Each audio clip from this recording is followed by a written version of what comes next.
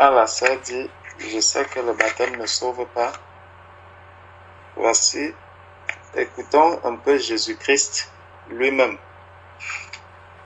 Lorsque Jésus se présente à Jean-Baptiste,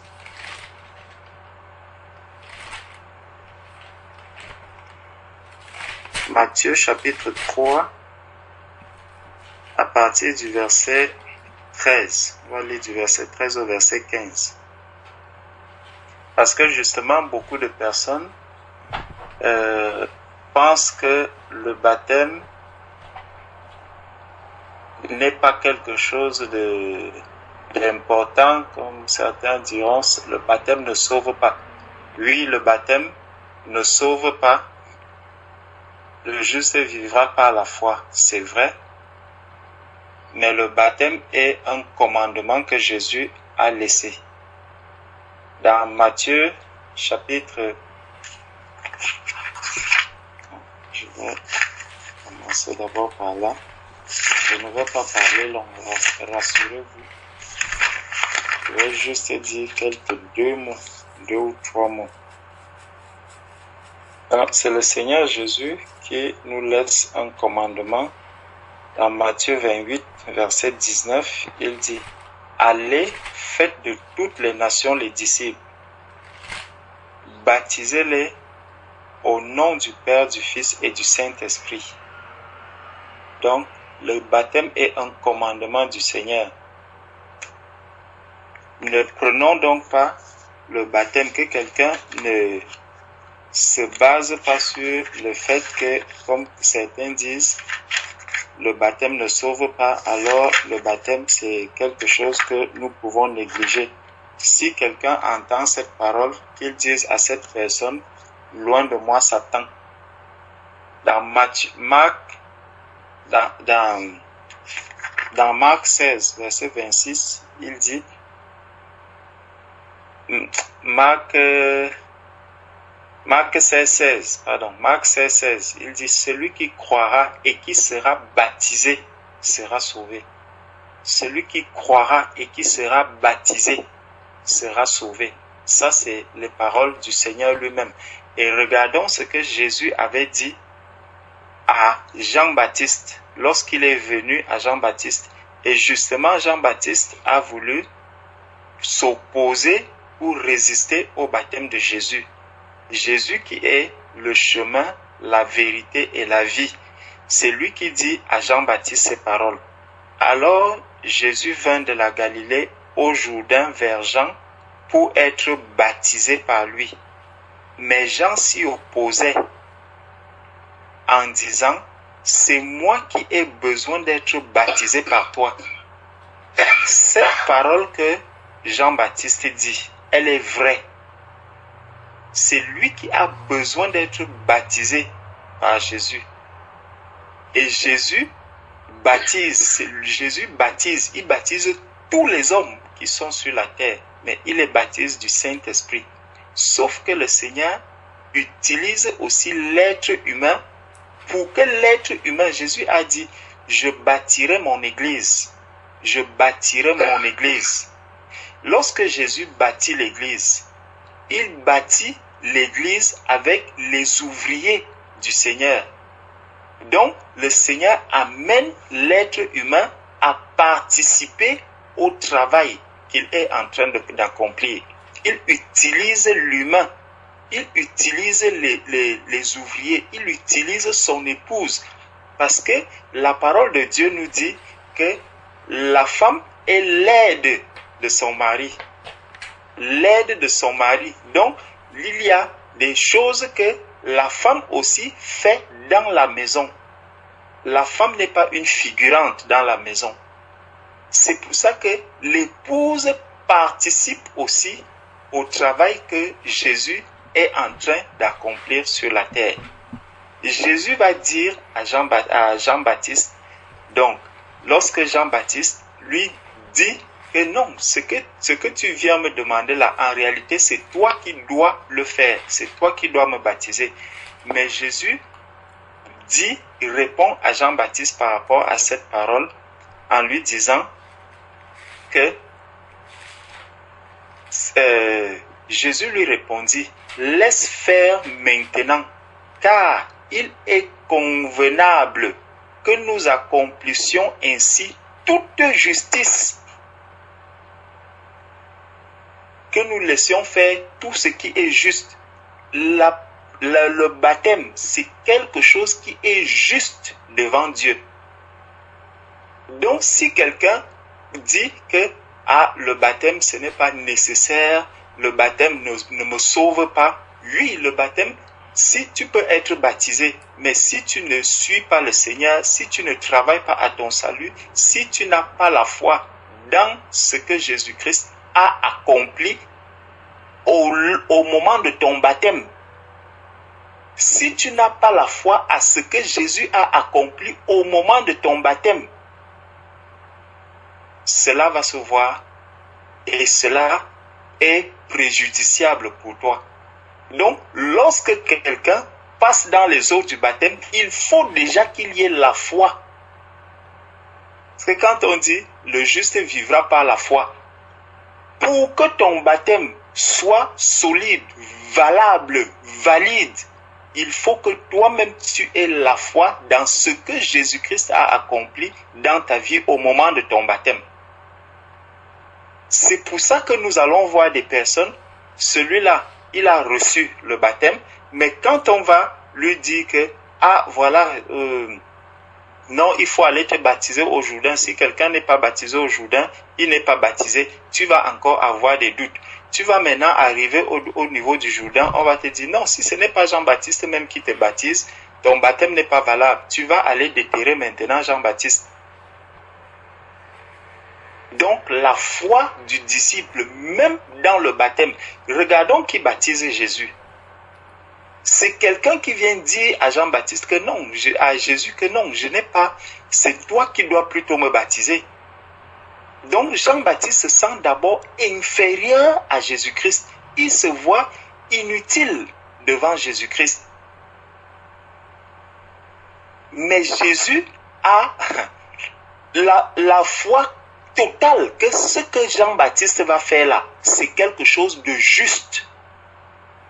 C'est quelque chose de juste et il n'y aura pas un autre. C'est le seul que Jésus-Christ va faire, le seul baptême de celui qui lui dit que non, c'est moi qui ai besoin de toi dans cette situation, dans le baptême-ci. C'est moi qui ai besoin de toi, ce n'est pas toi. Mais Jésus a cette assurance que ce que Jean-Baptiste va faire, c'est ce qui est juste, c'est ce qu'il faut. C'est ce qui doit être et c'est ce qui doit se faire. Et Jean-Baptiste va recevoir cela, il va accepter, il va le prendre, il le plonge dans l'eau et il sort. Et dès que le fait que Jean-Baptiste le prenne, il le plonge dans l'eau et le ressort, ça déclenche tout un processus. Cela a déclenché tout un processus. Ce processus a été déclenché par qui? Par quelqu'un qui ne valait rien devant Jésus-Christ. Dès qu'il est sorti de l'eau, la parole de Dieu nous dit que quand Jésus sort de l'eau, c'est là que l'Esprit vient sous la forme corporelle d'une colombe se poser sur lui. C'est d'abord à partir du moment où il a été plongé dans l'eau. Donc, il a mis sa foi dans le baptême qu'il était en train de faire. Il croyait à ce baptême parce qu'il l'a trouvé juste devant Dieu, devant le Père. Il fallait que ce baptême-là se passe. Il fallait que ce baptême-là soit fait par Jean-Baptiste.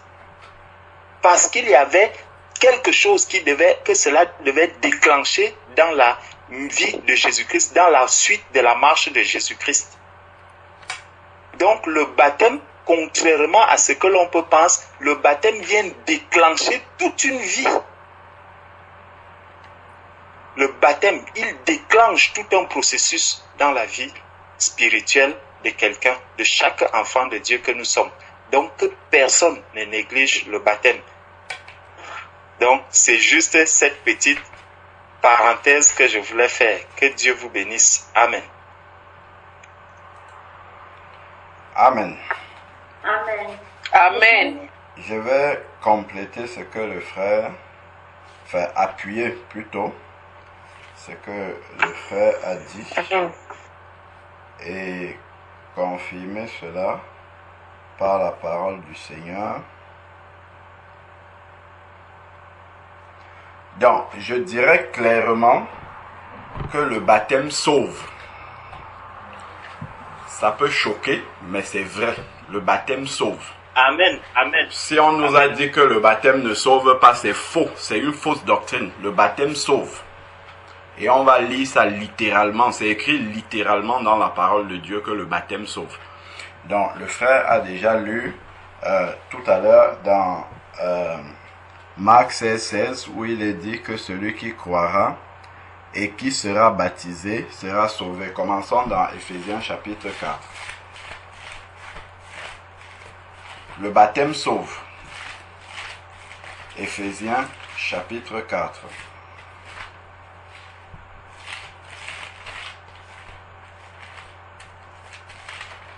Éphésiens chapitre 4.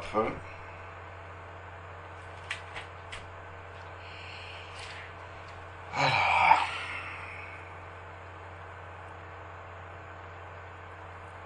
Donc.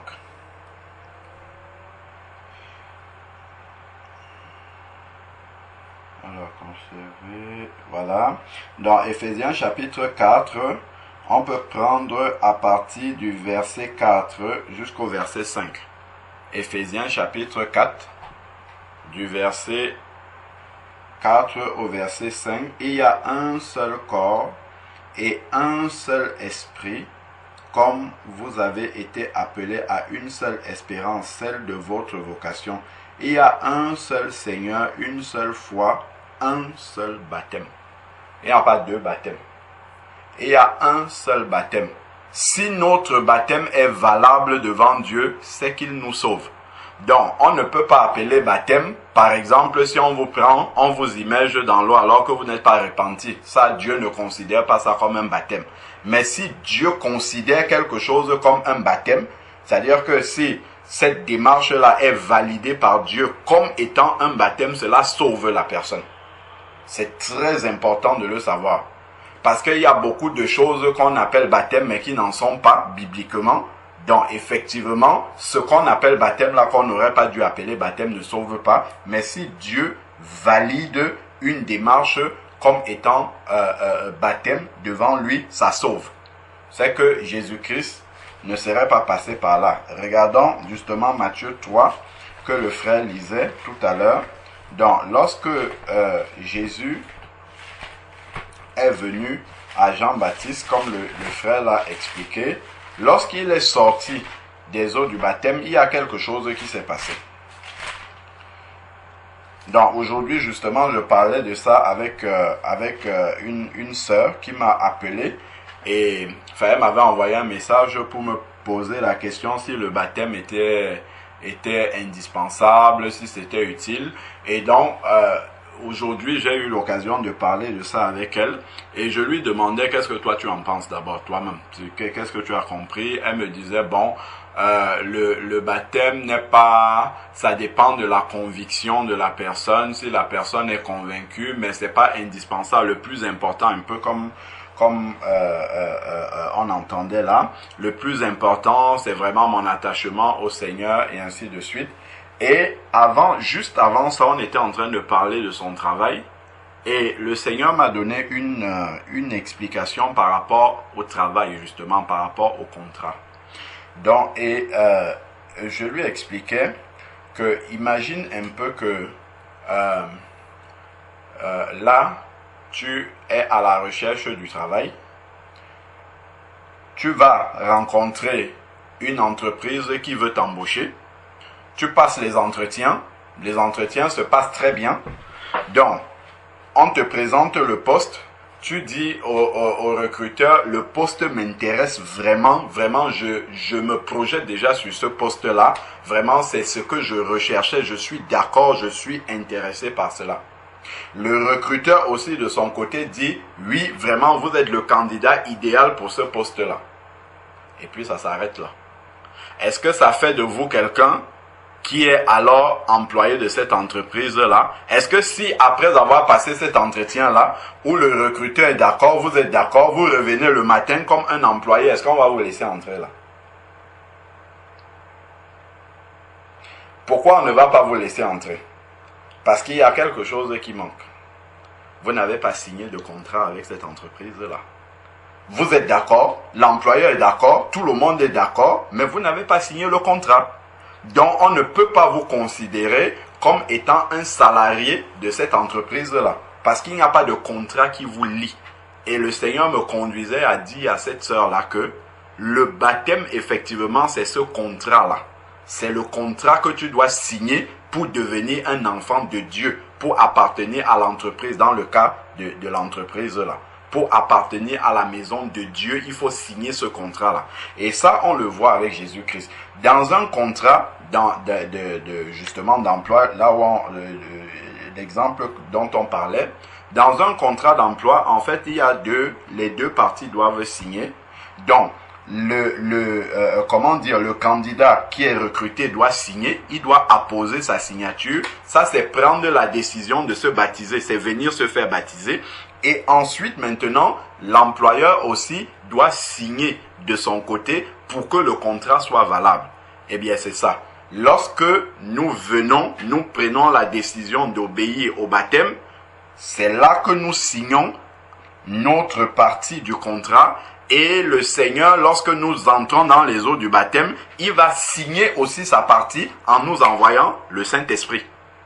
Et il va dire, celle-ci est désormais ma fille Patricia, en qui j'ai mis toute mon affection. Comme il a dit pour Jésus-Christ, celui-ci est mon fils, en qui j'ai mis toute mon affection, c'est-à-dire qu'il appartient à ma maison.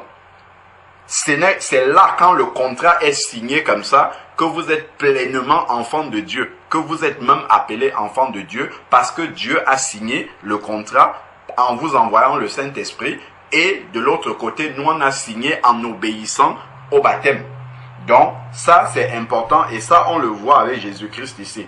Donc, au verset 16, Matthieu chapitre 3, verset 16, aussitôt baptisé, Jésus sortit de l'eau. Donc, ça, c'est l'employé qui signe d'abord. Donc, Jésus sortit de l'eau. Et qu'est-ce qui va se passer? Jésus sortit de l'eau. Et voici, les cieux s'ouvrirent. Il vit l'Esprit de Dieu descendre comme une colombe. Donc, voilà maintenant l'employeur de l'autre côté qui va signer également sa partie du contrat.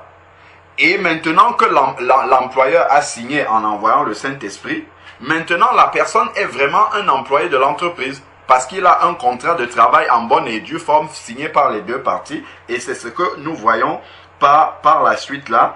Et voici une voix se fit entendre des cieux cette parole. Celui-ci est mon fils bien-aimé en qui j'ai mis toute mon affection. C'est-à-dire que c'est désormais quelqu'un de la maison, il appartient à l'entreprise. Donc, si on n'a pas de contrat de travail, on n'appartient pas à cette entreprise-là. Donc, appartenir à l'entreprise, entendons bien, c'est être sauvé. Hein. C'est appartenir à la maison de Dieu. C'est être membre du royaume de Dieu, dans notre exemple. Donc, ici, là, déjà, nous permet de le comprendre. Si nous prenons Actes chapitre 2. Actes chapitre 2, verset 38. Donc, le jour de la Pentecôte, ceux qui assistaient, au verset 37, on posait la question à Pierre. Frère, que ferons-nous pour être sauvés après avoir écouté sa prédication? Pierre va répondre, toujours le contrat. Il va dire au verset 38, Pierre leur dit, repentez-vous, et que chacun de vous soit baptisé au nom de Jésus-Christ pour le pardon de vos péchés. Est-ce que c'est le baptême qui pardonne les péchés? C'est bien la repentance, non? Mais le pardon des péchés est validé par l'obéissance au baptême. C'est là, c'est écrit pour le pardon de vos péchés. C'est pas le baptême qui valide c'est pas le baptême qui pardonne, c'est bien la repentance qui pardonne, mais Dieu le valide, il nous valide comme ayant nos péchés pardonnés si nous prenons cet engagement-là. Parce que quelqu'un qui vient, qui se repent et qui continue à marcher dans le monde sans appartenir à l'église, en fait, ses péchés ne sont pas pardonnés. Ils sont pardonnés, mais ils retournent dans la boue immédiatement.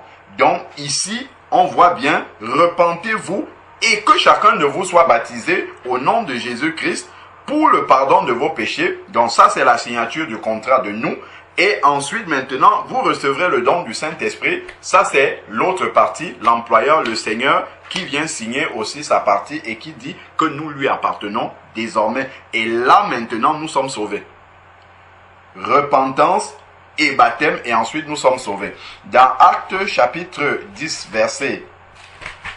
Actes chapitre 10, chez Corneille, le contrat a été signé dans un autre ordre.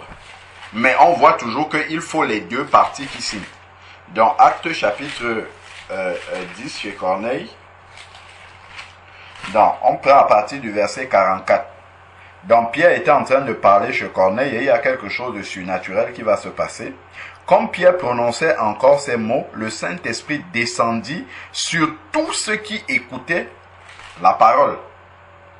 Tous les croyants incirconcis, dont le Saint-Esprit est descendu sur ceux qui écoutaient la parole, ça c'est Dieu qui a signé déjà, pour dire que ces personnes-ci, moi je suis prêt à les embaucher. Mais il fallait encore, parce que Pierre va dire quelque chose, tous les croyants circoncis qui étaient venus avec Pierre furent étonnés de ce que le Saint-Esprit, le don du Saint-Esprit soit aussi répandu sur les païens, car ils les entendaient parler en langue et exalter Dieu. Alors Pierre reprit, peut-on refuser l'eau du baptême? Donc, Pierre, en fait, ici, il est comme l'inspecteur du travail aujourd'hui. L'inspecteur du travail, s'il voit un contrat de travail, il y a une seule signature. La signature de l'employeur, il va dire que ça c'est un contrat non conforme. Il manque quelque chose, il faut la signature également de l'employé. Parce qu'un employeur peut vouloir embaucher quelqu'un, il signe le contrat, mais l'employé, lui, ne veut pas travailler. Ou l'employé peut s'engager de bouche, mais il ne signe pas. Or, on veut que le contrat soit signé des deux parties et Pierre a joué ce rôle-là ici. Maintenant, il faut que l'autre partie signe également le contrat. Alors Pierre reprit, peut-on refuser l'eau du baptême à ceux qui ont reçu le Saint-Esprit aussi bien que nous? On pouvait dire ici là que le baptême ça ne sauve pas. Ils ont reçu le Saint-Esprit, en plus ils ne l'ont pas reçu de la part d'un homme. Le Saint-Esprit est descendu directement de Dieu. On pourrait dire que c'est bon, ils ont reçu le Saint-Esprit, c'est bon, on s'arrête là. Non, Pierre dit avec le discernement du Seigneur ici là, qu'ils doivent recevoir le baptême. Verset 48, il ordonna de les baptiser au nom de Jésus-Christ. Donc, pour que le contrat soit conforme, il faut encore qu'ils puissent être baptisés. Si on lit dans Acte 19, on va voir la même chose avec les disciples d'Éphèse qui n'avaient pas entendu parler du Saint-Esprit. Et Paul va les baptiser et leur imposer les mains et ils vont recevoir le Saint-Esprit. On voit encore que, toujours, à chaque fois, les deux parties doivent signer pour que l'employé soit dans l'entreprise, c'est-à-dire appartienne au royaume des cieux dans notre exemple. Si nous prenons Exode chapitre 14, donc déjà nous savons selon 1 Corinthiens chapitre 10 où il est dit que nous savons que nos pères ont traversé, je vais le lire quand même parce que peut-être dans 1 Corinthiens chapitre 10, frères, je ne veux pas que vous ignorez je ne veux pas que vous l'ignorez. Nos pères ont été sous la nuée et ont passé à travers la mer. Ils ont tous été baptisés en Moïse dans la nuée. C'est l'image du baptême dans le Saint-Esprit, baptisé en Jésus. Et dans la mer, ça c'est le baptême d'eau. Ils ont tous mangé à un même aliment spirituel et tous bu à un même breuvage spirituel, car ils buvaient un rocher spirituel qui les suivait, et ce rocher était Christ. Donc en fait ici, la traversée de la mer pour les Israélites, c'était l'image du baptême. C'est juste ce qu'on voulait montrer. Alors maintenant dans Exode chapitre 14, lorsque nous regardons Exode chapitre 14, lorsque le peuple s'est enfui d'Égypte, donc, si nous commençons au verset 1, Exode 14, verset 1, L'Éternel parla à Moïse et dit, parle aux Israélites, qu'ils se détournent et qu'ils campent devant Pi-Hahiroth, entre Migdol et la mer. Donc on voit que c'est Dieu qui dirige les Israélites vers la mer.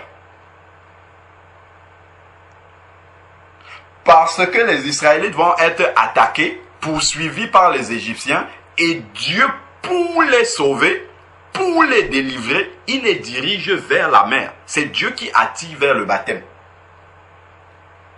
Parce que c'est une ordonnance qui vient du Seigneur. Donc il les dirige vers la mer, vis-à-vis de Baal-Tséphon. Ensuite, maintenant, c'est en face de ce lieu que vous camperez, et on nous précise encore près de la mer. Donc c'est vraiment Dieu qui les conduit vers la mer. Ensuite, maintenant, Pharaon dira des Israélites, ils se sont égarés dans le pays, le désert s'est refermé sur eux. J'endurcirai le cœur du Pharaon et il les poursuivra, mais je serai glorifié par le moyen du Pharaon et de toute son armée, et les Égyptiens reconnaîtront que je suis l'Éternel. C'est ce qu'ils firent.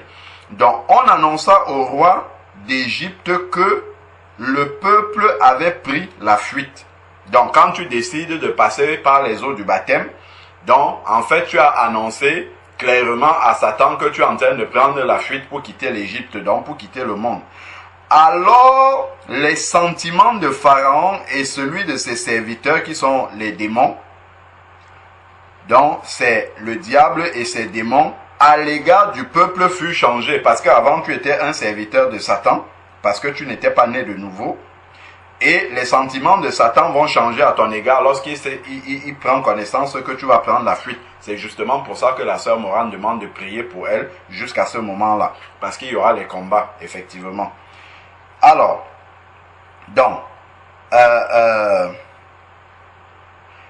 ensuite maintenant ici, et il dit, qu'avons-nous fait en laissant partir Israël, dont nous n'aurons plus les services? Quand tu quittes le diable, tu étais un serviteur du diable, il se rend compte qu'il y aura une personne en moins appartenant au royaume de Satan qui pourra travailler pour lui. Il y aura une personne en moins qu'il pourra utiliser pour commettre justement les œuvres des ténèbres. Puisque quand tu vas venir en Christ, on va te prêcher qu'il ne faut plus mentir, il ne faut plus voler, il faut bien te comporter, il ne faut plus mal parler. Et tout ça, ce sont des œuvres des ténèbres. Et quand tu ne vas plus le faire, les œuvres des ténèbres, les serviteurs de Satan qui répandent les œuvres des ténèbres sur la terre vont disparaître. Donc, il y aura un serviteur en moins. Donc, ici, ils n'auront plus tes services parce que tu as décidé de partir. Donc, le Pharaon attela son char et prit son peuple avec lui. Donc on voit que Satan, quand quelqu'un se décide à passer dans les eaux du baptême, Satan va prendre ici son char. Il prit 600 chars d'élite et tous les chars d'Égypte. Donc quand quelqu'un décide de passer par les eaux du baptême, Satan prend toute la puissance qu'il a pour retenir cette personne-là. Donc, il faut savoir que lorsque on prend la décision de se baptiser, en fait, on est entré dans un combat spirituel contre Satan. J'ai exhorté encore la sœur Déborah aujourd'hui sur ce sujet-là. La sœur a eu beaucoup de combats. Elle a pris la décision de passer dans les eaux du baptême. Comme elle a dit tout à l'heure dans la prière, elle a failli se trancher les doigts dans la semaine. Et aujourd'hui, le jour même où elle doit venir, elle a perdu tous les papiers du véhicule. Donc, elle n'a pas pu se déplacer. Donc, quand la sœur, elle me disait que vraiment, elle ne comprend pas, j'ai dit, ma sœur, non, calme-toi. En fait, c'est écrit dans la Bible. C'est Satan qui est en train de mettre, justement, te mettre les bâtons dans les roues pour t'empêcher d'aller traverser la mer Rouge. Afin que tu puisses toujours rester de son côté et qu'il n'y ait pas de séparation entre vous. Et là, comme ça, il pourra te ramener à lui. C'est aussi simple que cela. Donc ne te laisse pas distraire par Satan par ce qu'il est en train de vouloir faire pour t'empêcher de passer dans les eaux du baptême. Des cas comme ça, on en a vu énormément de personnes qui étaient décidées à passer dans les eaux du baptême, mais dont Satan a provoqué des circonstances pour qu'ils ne puissent pas venir passer dans les eaux du baptême. Donc voilà ici le diable qui va atteler les 600 chars et tous les chars 600 chars d'élite et tous les chars d'Égypte. Il n'y en a aucun. Il n'a laissé aucune de ses forces. Il est venu avec tout. Sur tous. Et il avait des équipages, et il y avait des équipages, 3 hommes. Donc, 3 démons sur chaque char qui vient pour t'attaquer, pour te ramener. L'Éternel endurcit le cœur de Pharaon, roi d'Égypte, et le Pharaon poursuivit les Israélites.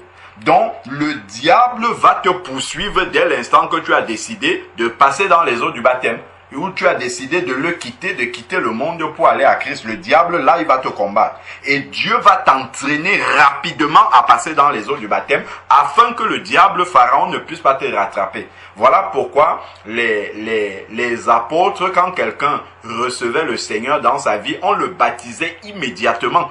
On attendait, même quand on regarde dans Acte 16, le geôlier a reçu le Seigneur dans la nuit avec sa famille, ils ont été baptisés tous.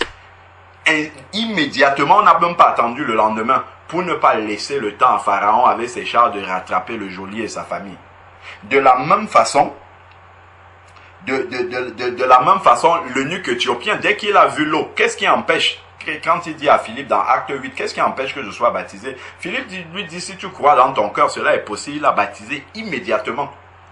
Paul aussi dans Acte 19, comme on a vu, il ne l'a pas laissé aller sans accomplir cela. Regardons même le jour de la Pentecôte. Il y avait 3000 âmes qui se sont converties. Les apôtres auraient pu dire, 3000 ça fait beaucoup, on va baptiser 200 aujourd'hui. Demain, revenez la suite. Demain, on va encore faire 200, ainsi de suite. Imaginez baptiser 3000 personnes. Ils ont baptisé 3000 personnes les uns à la suite des autres. Justement parce que eux, ils avaient compris ce que nous sommes en train de lire. C'est que ces personnes qui ont reçu la parole de Dieu de bon cœur, si on les laisse partir là, Satan peut venir pour essayer de les empêcher de traverser la mer Rouge. Donc, voici Satan qui vient ici, là, avec tous ses chars. Verset 9 maintenant. Nous sommes dans Exode, chapitre 14, verset 9. Les Égyptiens les poursuivirent et tous les chars de Pharaon et ses cavaliers et son armée les atteignirent. Alors, ils campaient près de la mer. Donc, Dieu les attire toujours près de l'eau. Parce qu'il va avoir le salut au travers de l'eau. Vers Pi-Hahiroth, vis-à-vis de Baal-Séphon. Donc, le Pharaon approchait, les Israélites levaient les yeux, et voici que les Égyptiens s'étaient mis en marche derrière eux. Voilà toutes les manigances que Satan fait pour empêcher celui qui décide de s'engager de passer dans les eaux du baptême. Et les Israélites furent comment? Remplis de crainte, et ils crièrent à l'Éternel. Bon, ensuite ils vont quereller Moïse. Et maintenant, qu'est-ce qui va se passer? Moïse va leur dire au verset 13, soyez sans crainte. Regardons, Moïse leur dit, soyez sans crainte, restez en place et voyez comment l'Éternel va faire comment? C'est quel mot qui est écrit là? Sœur Morane, est-ce que tu peux lire dans ta Bible? Qu'est-ce qui est écrit?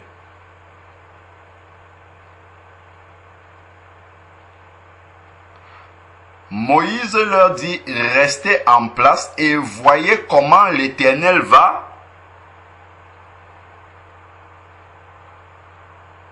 Quel est le mot qui est écrit là?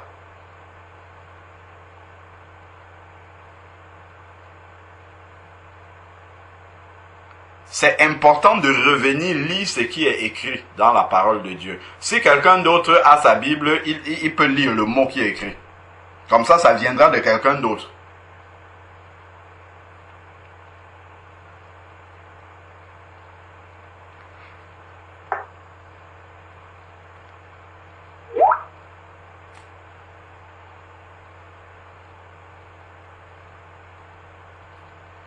D'accord. Alors, je vais lire ce que la sœur a dit. Parce que je n'avais pas affiché la conversation. J'ai vu que la sœur Morane a parlé.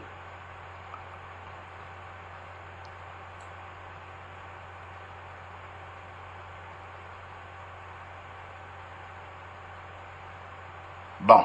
Alors, donc, la connexion n'est pas bonne. Donc, ensuite, ici, là, c'est écrit, Moïse répondit au peuple soyez sans crainte, restez en place et voyez comment l'Éternel va vous sauver. C'est ce qui est écrit. Regardez comment l'Éternel va vous sauver. C'est Exode chapitre 14, nous sommes au verset 13. Regardez comment l'Éternel va vous sauver. Lisons ce qui est écrit. Le baptême sauve. Le baptême qui est validé par Dieu sauve. C'est ce qui est écrit là. Parce que c'est Dieu qui les a amenés près de la mer. Ce n'est pas un baptême avec les gouttes d'eau sur la tête. Ce n'est pas un baptême sans repentance. Ce n'est pas un baptême fait par une femme. Ce n'est pas un baptême... Voilà, c'est vraiment le baptême biblique qui est validé par Dieu. C'est pour ça que je prenais la peine de nous lire ce qui est écrit pour qu'on voit comment un baptême conduit par Dieu. Comme on a dit, il y a un seul baptême. Donc quand Dieu les a conduits vers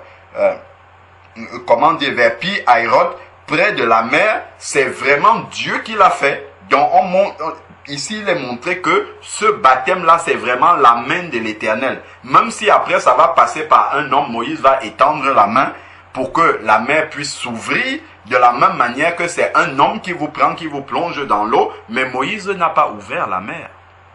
C'est Dieu qui a ouvert la mer. Moïse a juste levé le bâton. Comme nous, on va dire au nom de Jésus, c'est juste l'homme qui prononce au nom de Jésus. Mais le miracle qui va s'accomplir quand on te plonge dans l'eau, c'est Dieu qui le fait. Et c'est un acte de salut.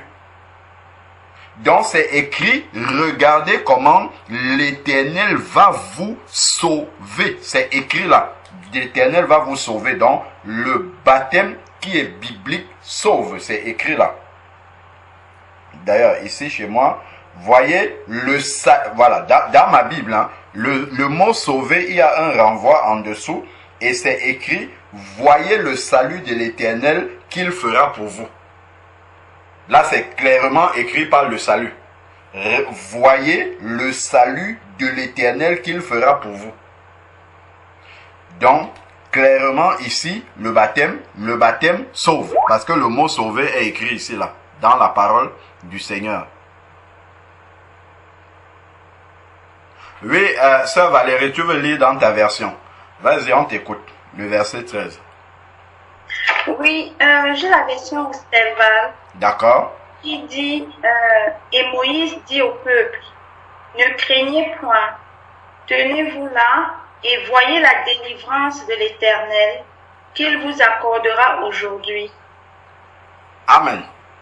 La délivrance de l'Éternel qu'il vous accordera aujourd'hui appuie encore justement le salut. Quand on regarde dans Colossiens chapitre 1 verset 13, il vous a délivré de la puissance des ténèbres et vous a transporté dans le royaume du Fils de son amour. C'est encore une définition du salut.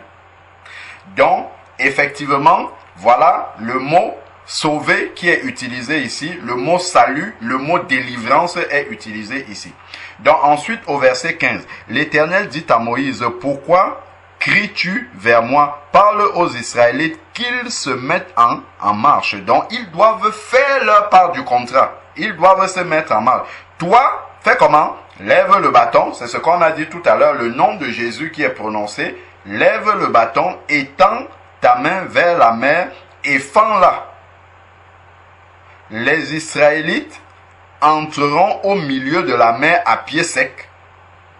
Quant à moi, je vais endurcir le cœur des Égyptiens pour qu'ils y entrent derrière vous et je serai glorifié par le moyen de Pharaon et toute son armée et de ses chars et de ses cavaliers. Dieu utilise justement le baptême pour apporter la délivrance dans la vie de quelqu'un, le salut. Donc ensuite maintenant ici, et les Égyptiens reconnaîtront que je suis l'Éternel quand je serai glorifié au moyen du Pharaon et de ses chars et de ses cavaliers. Donc l'ange de Dieu qui allait devant le camp d'Israël partit et alla derrière eux et la colonne de nuée partit. La colonne de nuée qui est le symbole du Saint-Esprit. Donc Dieu va venir signer aussi, effectivement, comme on a vu déjà dans la Nouvelle Alliance là-bas, avec la colonne de nuée, symbole de la présence de Dieu. Donc, partit de devant eux et se tint derrière eux, elle se rendit entre le camp des Égyptiens et le camp d'Israël. Elle était pour les uns nuée et ténèbres pour les autres. Elle éclairait la nuit. Ils ne s'approchaient pas les uns des autres. Donc la colonne de nuée a mis une séparation entre les Égyptiens d'un côté et les Israélites de l'autre. Le Saint-Esprit est venu pour faire comment? Pour nous convaincre de péché, de justice et de jugement. C'est-à-dire pour nous séparer du monde. Comme la Bible nous dit que le Saint-Esprit, l'Esprit de vérité que le monde ne peut recevoir. C'est ce qui est écrit dans Jean chapitre 14. Parce que c'est le Saint-Esprit qui nous coupe du monde, qui nous sépare du monde, qui nous enlève des griffes de Satan. Et c'est ce qui est dit ici là, la colonne de nuée s'est mise entre les deux camps, entre l'Égypte et les Israélites. Verset 21, alors Moïse étendit sa main sur la mer. Quand on plonge quelqu'un dans les eaux du baptême en prononçant le nom de Jésus, l'Éternel refoula la mer toute la nuit. Voilà ce qui se passe quand on plonge quelqu'un dans les eaux du baptême. C'est Dieu entre en action. Nous, on peut voir ça avec les yeux charnels. On se dit, bon, on est allé à Montgeron, on a plongé la personne dans l'eau, et puis voilà, en fait, il y a quelque chose de surnaturel qui se passe à ce moment-là. Nos yeux charnels ne voient pas, mais spirituellement, voilà ce qui est en train de se passer. Dieu a écarté la mer toute la nuit afin de pouvoir laisser passer les enfants d'Israël. Donc ici, l'Éternel refoula la mer toute la nuit par un puissant vent d'est. Il mit la mer à sec et les eaux se fendirent. Voilà ce que l'Éternel a fait. Il ouvre les eaux quand on plonge quelqu'un dans l'eau du baptême. Les Israélites entraient au milieu de la mer à pied sec. Miracle. Et les eaux furent pour eux une muraille à droite et à gauche. Voilà comment eux ils traversent. Les Égyptiens les poursuivirent et tous les chars de Pharaon et tous les chevaux de Pharaon, ses chars et ses cavaliers entrèrent après eux au milieu de la mer. Pendant la veille du matin, l'Éternel regarda de la colonne de feu et de la nuée. Donc, pendant la veille du matin, l'Éternel regarda de la colonne de feu et de la nuée le camp des Égyptiens et mit en désordre le camp des Égyptiens.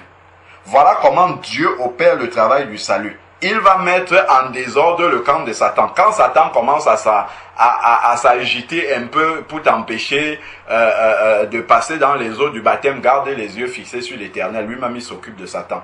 C'est pas si Satan te voit commencer à paniquer parce que voilà, il a provoqué telle chose pour t'empêcher de venir pour passer dans les eaux du baptême. Il faut simplement comprendre que lui, c'est le Seigneur qui va s'occuper de lui.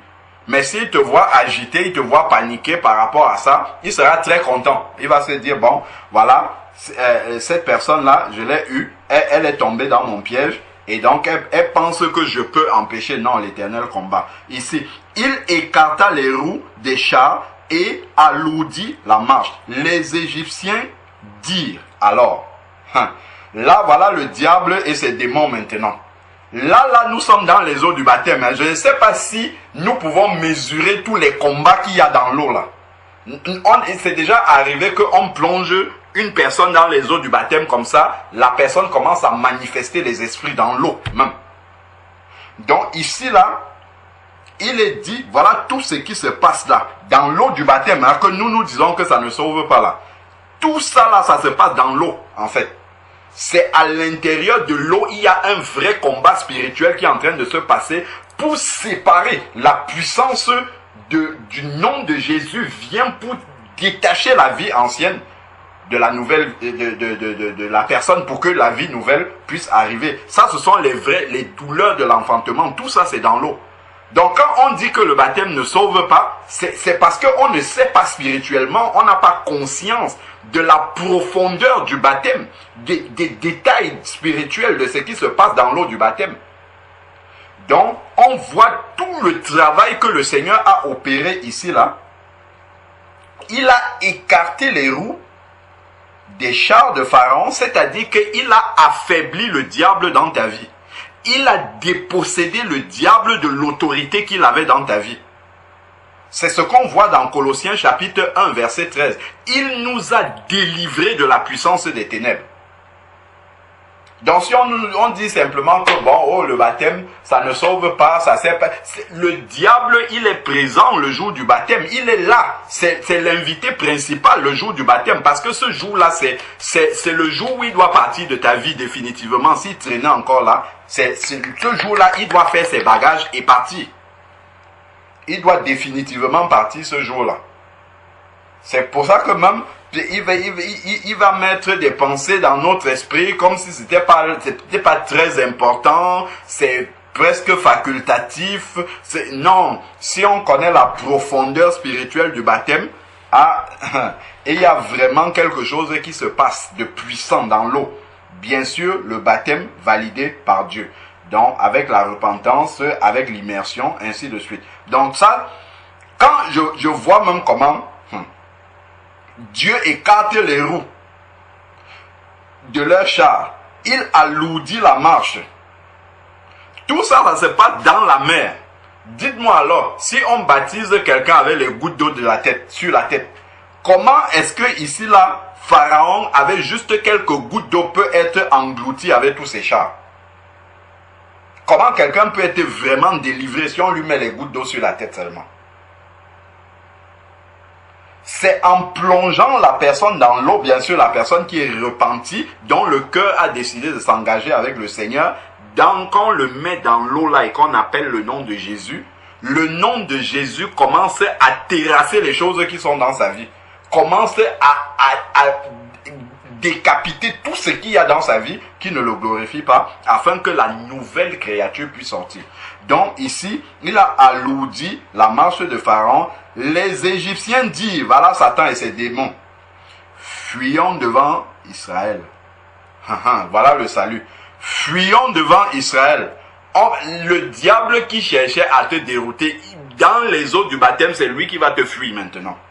Il dit, fuyons devant Israël, car l'Éternel combat contre les Égyptiens. Il a fallu que les Égyptiens arrivent jusque dans l'eau des eaux du baptême. Donc les Israélites ont quitté l'Égypte, ils ont marché, c'est le symbole de ta repentance. Tu t'es repenti déjà, tu as accepté Jésus comme ton Seigneur et Sauveur, tu as commencé à suivre Jésus, mais tu n'es pas encore passé dans les eaux du baptême. Donc les Égyptiens couraient pour rattraper, mais c'est dans les eaux que les Égyptiens confessent que nous devons fuir cette personne-là maintenant. Nous devons avoir peur de cette personne-là, parce que l'Éternel combat désormais pour lui.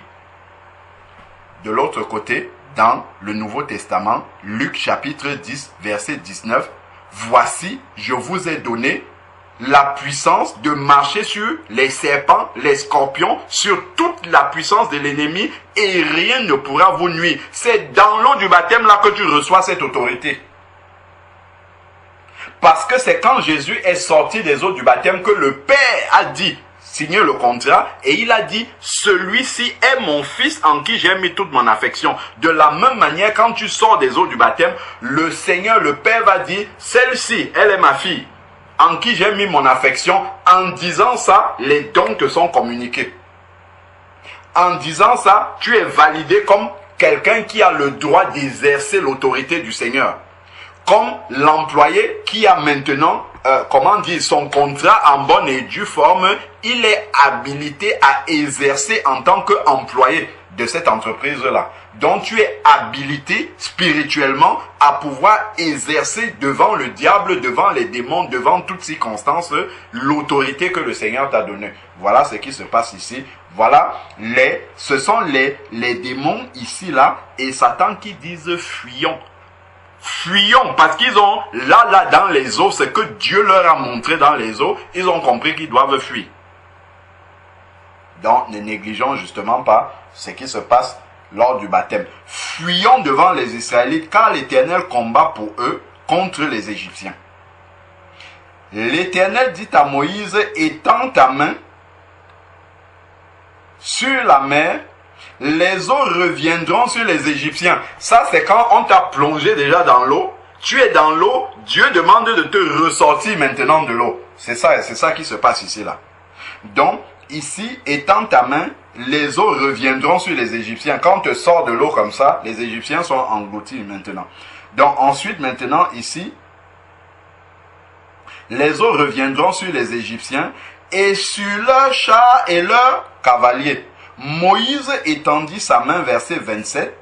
À l'approche du matin, la mer revint à son niveau habituel. Regardons. Les Égyptiens s'enfuient. Satan essaye de fuir maintenant à son approche. Mais l'Éternel précipita les Égyptiens au milieu de la mer. Ça, c'est tout ce qui se passe en un instant. Hein, quand on plonge quelqu'un, en une minute, là, quand on plonge quelqu'un dans les eaux du baptême et qu'on ressort cette personne. Voilà tout ce qui se passe là-dedans. Donc, les Égyptiens, l'Éternel précipita les Égyptiens au milieu de la mer. Les eaux revinrent et couvrirent les chars, les cavaliers et comment? Pas une certaine, toute l'armée de Pharaon qui était entrée dans la mer derrière les Israélites. Quand on met les gouttes d'eau sur la tête de quelqu'un, Pharaon n'a même pas besoin d'entrer dans l'eau. Puisqu'il n'y a pas d'eau pour entrer, donc il continue à posséder et à garder la personne. Donc ici, nous voyons que vraiment, dans cette eau-là, il y a un travail de salut vraiment qui s'opère. Il y a un travail de séparation qui s'opère entre l'Égypte et les Israélites. Donc, le baptême sauve vraiment. Ce mot-là a été écrit là. Le baptême qui est fait par l'Éternel, qui est conduit par l'Éternel, sauve. Ça accorde le salut. Celui qui sera baptisé, celui qui croira et qui sera baptisé sera sauvé. Le baptême sauve vraiment. Le baptême qui vient du Seigneur. Donc, ensuite, maintenant, ici, là, les eaux revinrent sur les chars, sur les cavaliers et toute l'armée du Pharaon, qui était entré dans la mer derrière les Israélites. Il n'en resta pas un seul. Ils ont tous été éliminés sans aucune exception. Il n'y a aucun Égyptien qui a passé la mer. Le baptême qui vient de l'Éternel. Donc, pas un seul. Mais les Israélites marchaient à pied sec de la mer et les eaux étaient pour eux une muraille à leur droite et à leur gauche. Ce jour-là, regardons ce qui est écrit au verset 30. Si quelqu'un peut lire le verset 30, ce jour-là, je laisse la suite, quelqu'un lise le verset 30.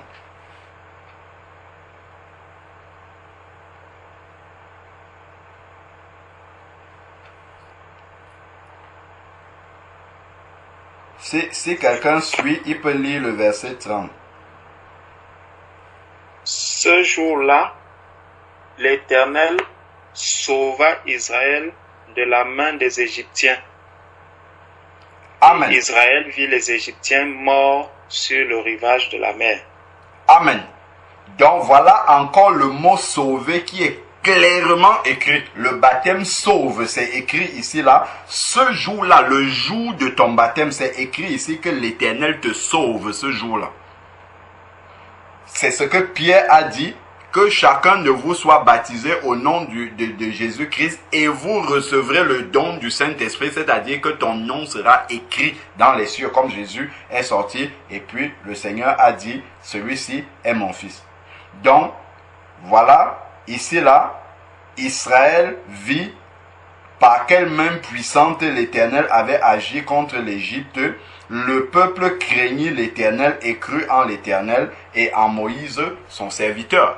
Donc, regardons ici, si les Israélites n'avaient pas traversé la mer, seraient-ils sauvés? Point d'interrogation. Les Israélites les auraient rattrapés, ils n'auraient jamais été sauvés. Donc, le baptême sauve vraiment. On a lu dans ce texte-là par 2 fois, le mot est dit clairement. Finissons maintenant par un dernier verset. C'est dans 1 Pierre chapitre 3 verset 21. 1 Pierre chapitre 3 verset 21. Vous voyez, quand on dit, on prononce une parole, c'est bien de revenir dans la Bible pour lire ce que la Bible dit. Et là, on peut vraiment être surpris par ce que la Bible dit. Alors, si nous regardons 1 Pierre chapitre 3, verset 21,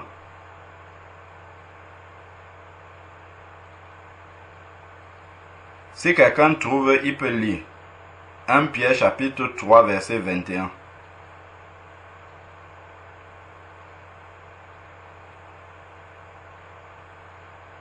C'était une figure du baptême qui vous sauve à présent et par lequel on ne se débarrasse pas de la souillure de la chair, mais qui est la demande adressée à Dieu d'une bonne conscience par la résurrection de Jésus-Christ. Amen. Amen. C'est clairement écrit, c'était une figure du baptême qui vous sauve à présent. Donc, voilà, que quelqu'un ne nous trompe pas en nous disant que le baptême ne sauve pas. Le baptême conforme à la parole de Dieu sauve la personne. C'est clairement écrit ici, là. Donc, vraiment que Dieu soit béni et qu'il nous aide vraiment à mesurer la grandeur de ce qu'il accomplit. Parce que si vraiment le baptême était aussi facultatif que ça, le Seigneur Jésus-Christ n'aurait pas eu besoin de se soumettre à ce passage-là. Mais vraiment, comme il a dit qu'il est le chemin, la vérité et la vie dans Jean 14, 6, et c'est le modèle que nous devons suivre. Et donc, lui-même, il s'est conformé à ce baptême-là pour nous montrer ce modèle parfait-là. Amen. Donc, ça, c'était le sujet de prière de la sœur Morane. Merci beaucoup, papa. Là, mon cerveau est éclairé. Amen. Je vais encore resuivre ça avec le verset à l'appui. Vraiment, merci. Amen. Parce que, oui, une fois, j'ai dormi la nuit. Alors, on m'a fait monter sur une montagne. Alors, on a ouvert ma bouche et en fait, j'aspire aux dons spirituels. Alors, on a ouvert ma bouche et en fait, l'esprit me disait que je ouvre ma bouche. Alors, il dit, je vais remplir ta bouche par des prophéties. Alors, j'ai ouvert la bouche. Alors, et il a rempli ma bouche par des prophéties. Alors, je me suis réveillée, j'ai dit, mais Seigneur, quand est-ce que ça va commencer? Alors, je ne savais pas qu'il faut d'abord passer et sortir pour voir tout ça. Vraiment, merci, que Dieu vous bénisse. C'était mon jour et mon heure. Regardez, même à cette heure-ci, je suis encore là, d'habitude, à cette heure, je dors déjà. Donc, vraiment, le Seigneur m'a parlé. Vraiment, merci, soyez bénis. Amen, amen. Gloire au Seigneur. Amen. Gloire au Seigneur. Donc, quelqu'un va donc prendre ce sujet de prière là, puisque c'était un sujet de prière à la base. Et d'ailleurs, le fait d'avoir lu ce qui se passe dans Exode 14, doit comprendre que c'est pas une prière à prendre à la légère. C'est vraiment une prière jusqu'à ce qu'elle s'accomplisse, jusqu'à ce que le baptême ait lieu. Parce qu'on voit que Satan et ses démons, Pharaon et ses chars, il n'a pas capitulé jusque dans l'eau. Hein. C'est jusque dans l'eau qu'il a combattu. Amen.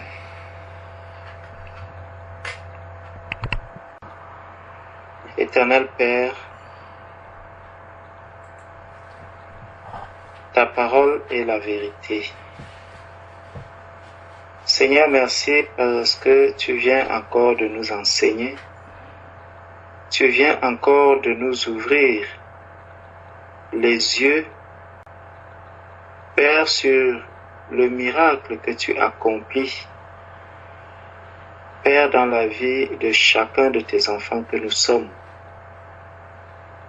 Père, merci parce que nous voyons la victoire que tu as acquise, Seigneur, en chacun de nous, lorsque nous sommes sortis des eaux du baptême.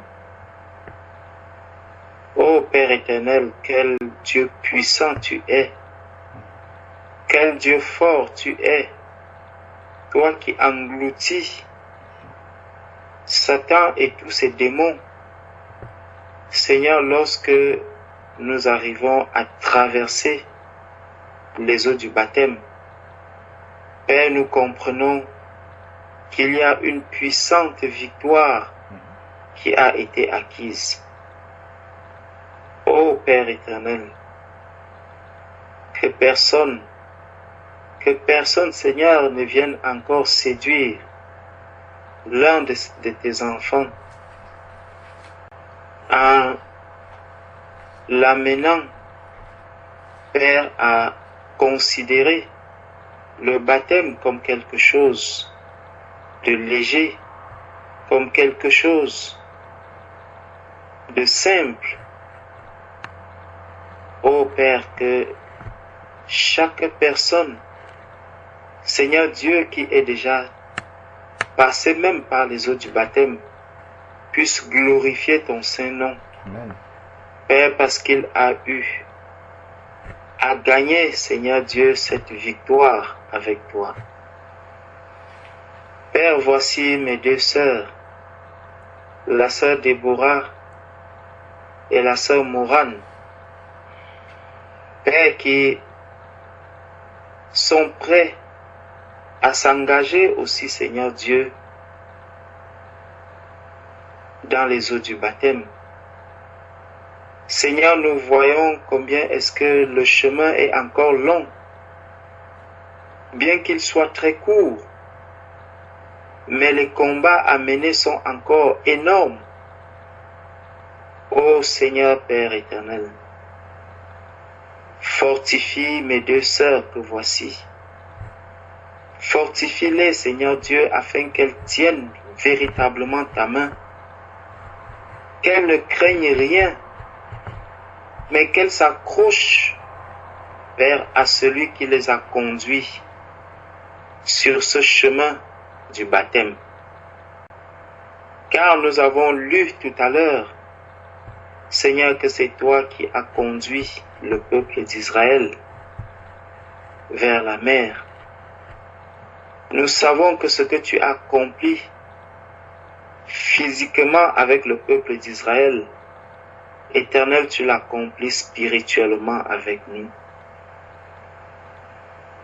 Seigneur, tel que ma sœur disait, en parlant de la foi, Père, qu'elle ait la foi dans la force et la puissance que tu as, afin qu'elle traverse, Seigneur Dieu, ces eaux du baptême,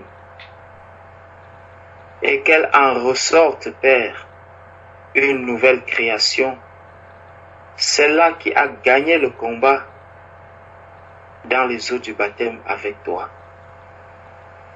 Père, viens ôter toute crainte, viens ôter, Seigneur Dieu, toute peur, tout ce qui peut empêcher mes sœurs de porter les regards vers toi. Éternel, ouvre encore les yeux de mes sœurs pour qu'elles voient les combattants que tu as placés à leur côté pour mener ce combat pour elles.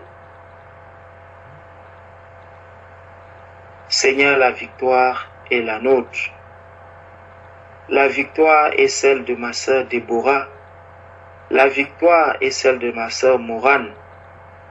La victoire est celle de tous ceux-là, Père, qui se sont engagés avec toi pour passer dans les eaux du baptême. Seigneur, nous te rendons grâce également même pour tous les instruments que tu utilises pour que ces baptêmes puissent avoir lieu. Ô Père, donne-nous de garder les regards fixés sur toi, Père, afin que nous puissions accomplir ce qui est juste. Car le baptême est juste, Seigneur Dieu, devant toi. Merci, Père, encore pour cet enseignement. Merci pour ce que tu viens encore de nous révéler. À toi toute la gloire, Père. Au nom de Jésus-Christ. Amen. Amen. Amen. Amen.